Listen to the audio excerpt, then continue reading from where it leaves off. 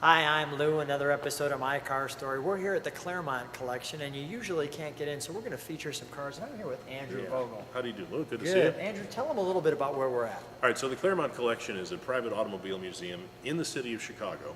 You probably haven't heard of it, and you might want to go Google it now, and please do. You can see us even. I'll make it easy for you. ClaremontCollections.org.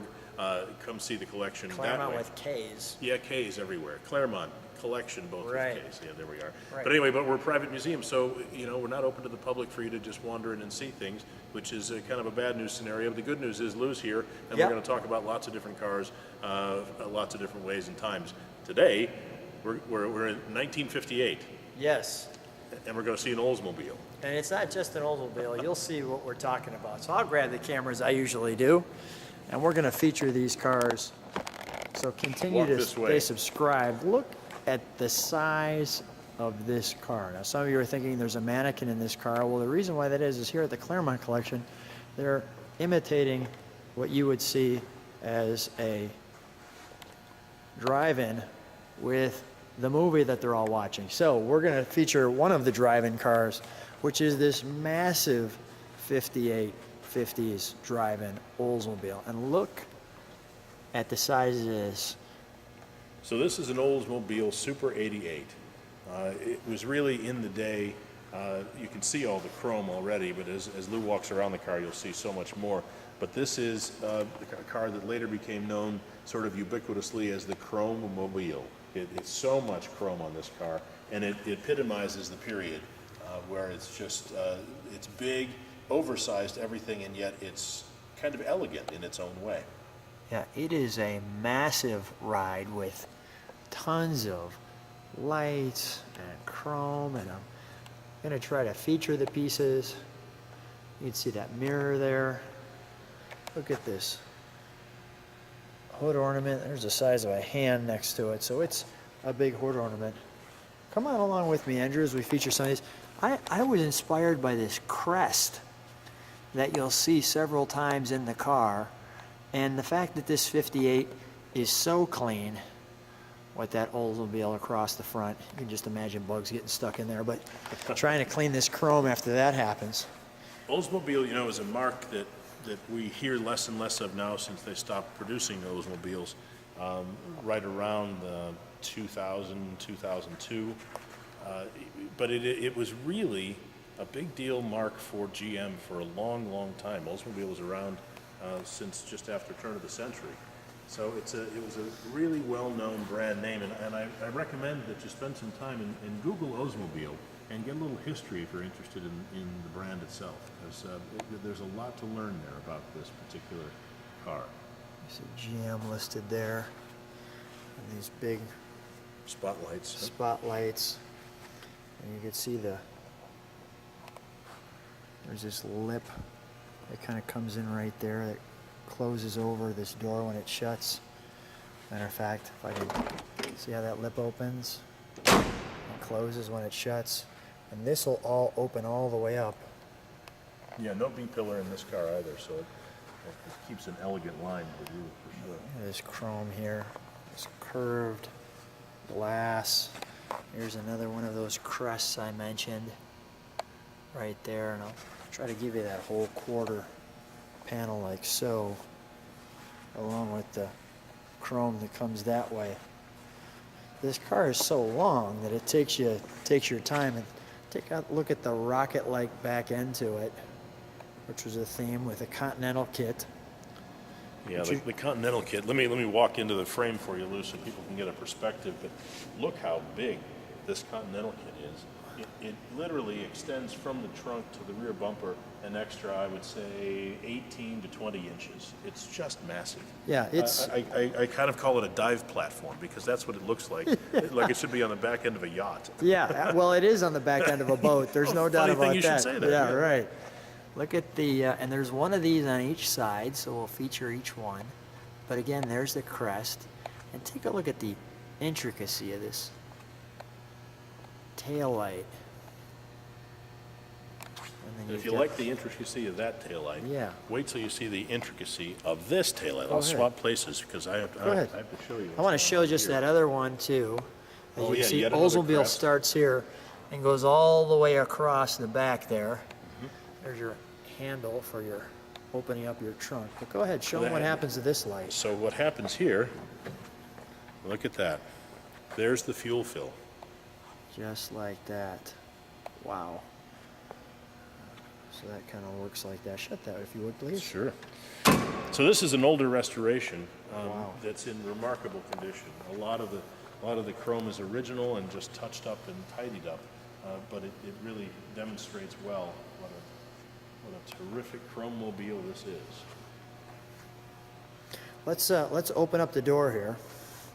And although we have the mannequin in there watching the movie, we'll feature what we can there as we walk around. What a beautiful interior. My goodness, like a parade in there. And you can see the seat feel. Lots of room in the back. Take a look at the steering wheel. Another one of the crests that we talked about. Look at this dash. My goodness, there's a lot going on there. As you see that. And even the way these doors kind of come out, I'll show it to you this way, it might be a little easier. Yeah, the way the A-pillar comes out so far because of that wrapped windshield. The brake release, your brakes, your heater here. The nice thing about all of this is it's such a great history lesson to see the car with this much detail to it. And you can pause and stop on those pieces as you like.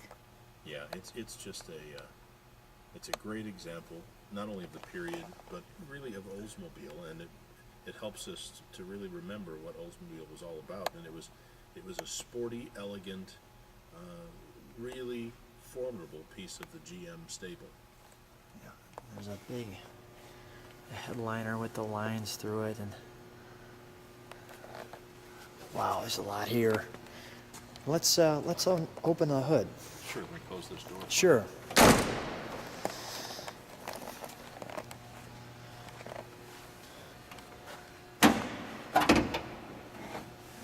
Another really heavy piece of sheet metal. No doubt. There's the dual horns, which gives it a great sound. Let's look at the size of that hood. My goodness. A nice contour there on the side. But here you've got your Oldsmobile rocket, as you can read. And you can read some of the details there. Large air filter. Another Oldsmobile J2 rocket there.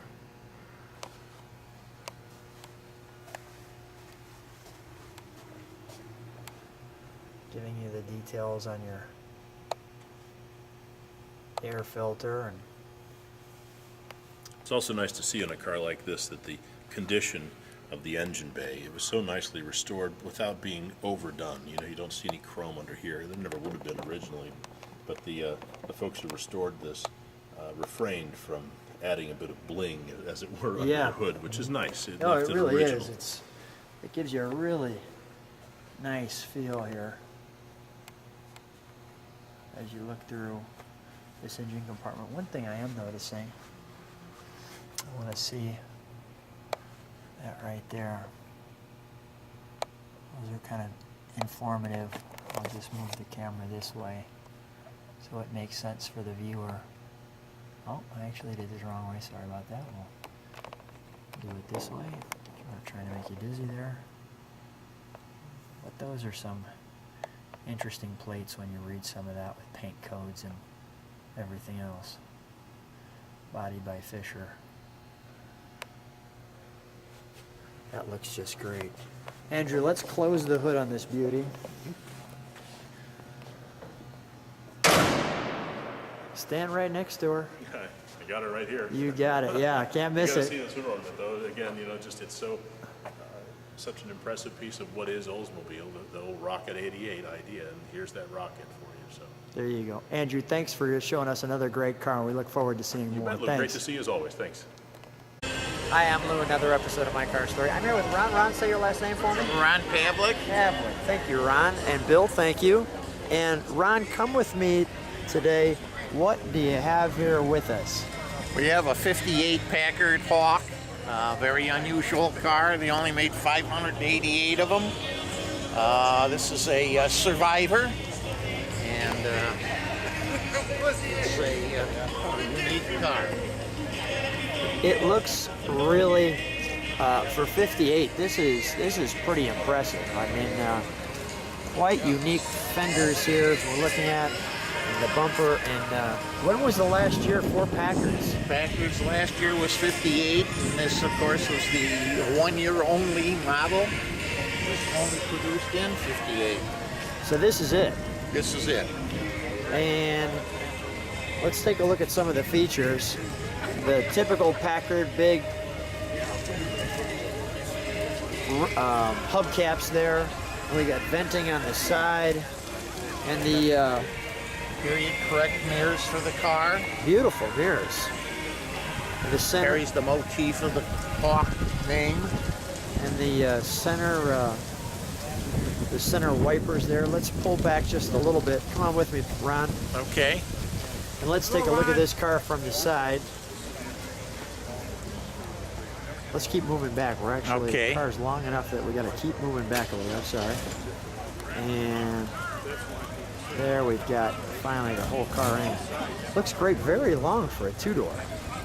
A long 120-inch wheelbase car. Talk about unique. We've got the vinyl on the outside of the door. And those were, at the factory, called them armrest. Of course, you got to remember, back in that era, not many cars had air conditioning. Yeah, you can see too on the door here that as you open the door, that closes, comes down around it.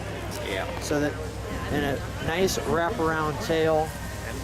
This is gold Mylar, unique, strictly the Packard Hawk. Kind of a common thing in the late 50s. A lot of it used on interior of cars, and door panels in particular. Great fins on this car. Tell me about that exhaust. The exhaust there, standard, came with dual exhaust, and those are factory deflectors, if you will. And it's basically to keep the crud from flying up on the bumper. Yeah, no, it looks great, and it's the tail lights and the dual antennas. The symmetry looks great. The great Packard emblem in the back, and the wonderful tire there. Let's take a look at the interior. I want to take one more overall look at the car. We've got a good shot here. So Ron, how did you get this car out of all the cars in the world? Well, I have a friend in Houston that kept bugging me about going to take a look at it. This car was located in Florida, and I didn't want to spend the time going down there on a wild goose chase like so many times I have with cars. So my son said, well, I could go, Dad, and fly down there one day and come back the next and give you a good... Go ahead. Your son said, Yeah, a good response to what the condition of the car is, and it basically, the car was accurately described as far as condition was concerned. And of course, there's been a lot of refinements in it since I've owned it. Basically, it's a 100% stock car as far as the interior is concerned. It's the way it came out of the factory. and I see that it's a concourse winner. Yes, it is. So this is really not only a unique car, but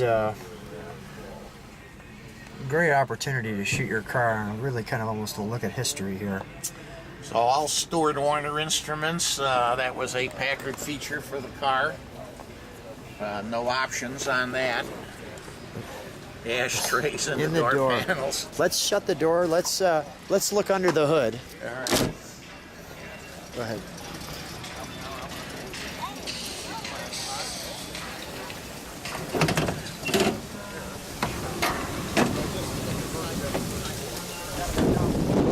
All right. Yeah. Sure.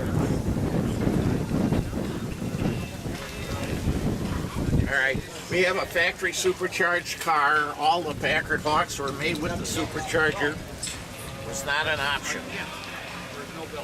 So how fast is a I guess this not is- fast, but horsepower? It was 275 horsepower. 275 horsepower, which is huge at the time. At the time, it was a very, very fast car. That's a huge number. I want to get that.